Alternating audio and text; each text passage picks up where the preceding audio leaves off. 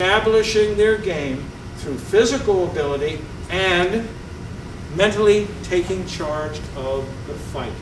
This is what I want to leave you with. You need to mentally establish yourself against your opponent. I said that this was a military art. Martial arts started as a military art, not as a sport. What are the two ways that one army defeats another? There are two ways that an army defeats another. It's the same way that one opponent defeats another. What are they? How do you do it? What are the two ways? Anybody have any idea? Total destruction. Discipline and psychologically. Discipline and psychologically. Right? You're right on the edge of it. You do one of two things to defeat your opponent. You destroy their will to fight, or you destroy their ability to fight. That's all there is to it. That's it. That's what armies have used for as long back as Alexander the Great. You destroy their will to fight, or you destroy their ability to fight. You destroy their weapons. You take away their logistics, their ability to take the weapons to the target. Or you psychologically destroy their will to fight. They're afraid of you. They know right off the bat that they're going to be defeated. That's all it takes. You don't need physics, you don't need a great techniques, great skill if psychologically the guy has been beaten as soon as he steps in the ring.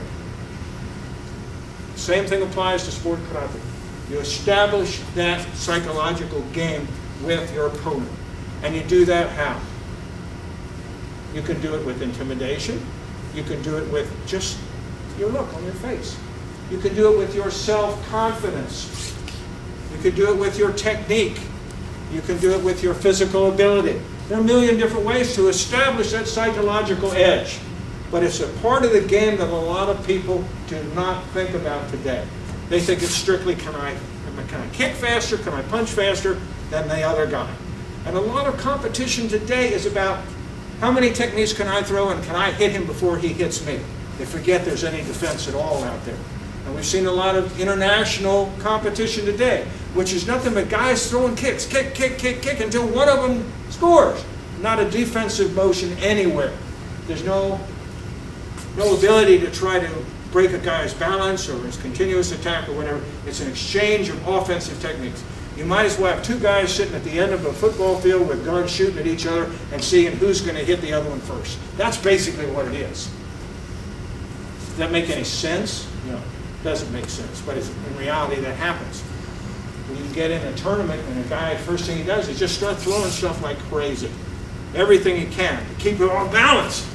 I can't get an offensive game going because this guy's on me. Every time I move, the guy's on me. You got to change something. You got to do something. He's established that psychological edge right there. You don't know what to do. You throw your hands up. Coach, what do I do? This guy's all over me. He's got you. He's got you. The final thing that separates great fighters from good fighters, and this is something I want to impress upon you. If you're going to have any career at all in competitive martial arts and sports martial arts, you have to be a fight analyst. What's the first thing an army does before they get into a conflict? What's the first thing they do? They get to gather intelligence, don't they? They send out spies. They want to see what? They want to see what your capabilities are. They want to see what your strength is, what's your weapon systems, how are you going to move, how are you going to get to them. It's the same thing. When you go to a tournament and you're sitting around the ring waiting for your turn to stand up there, you sit there and you analyze every single fight that's going on in that ring. Because you may have to fight that winner of that last match next. So if you take your time to be an analytical fighter, what do? You analyze his balance, his stance, his strengths, his weaknesses. How does he move? What are his favorite attacks? How does he react when he's attacked? So before you get in that ring, you have already formed a game plan. That's the difference between a good fighter and a great fighter. You have already done your homework. You have a game plan when you step in there, and you execute that plan. And if you execute the plan and it doesn't work, what do? Change something. Adapt. You adapt. Who in here was a high school wrestler before they came here? Anybody doing wrestling? I'm shocked. What's the first thing the wrestlers do? Collegiate wrestlers, high school wrestlers? Counter, counter, counter, counter, counter. Reverse, reverse, reverse, reverse, reverse. You try one thing, it doesn't work, you do something else. You don't stick with something that doesn't work.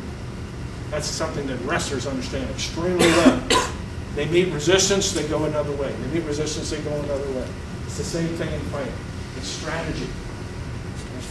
So I want to impress upon you what we did today.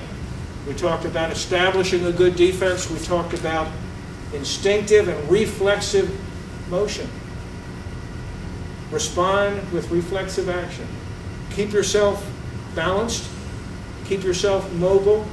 Cover up your vulnerable targets. Recover. Every time you block or throw an offensive technique, you create an opening. Know where your openings are. Know the opening that you're creating when you move, because that's what they're going to try to take advantage of. And how do you protect them? So part of defense is not creating openings or leaving them too long. Okay?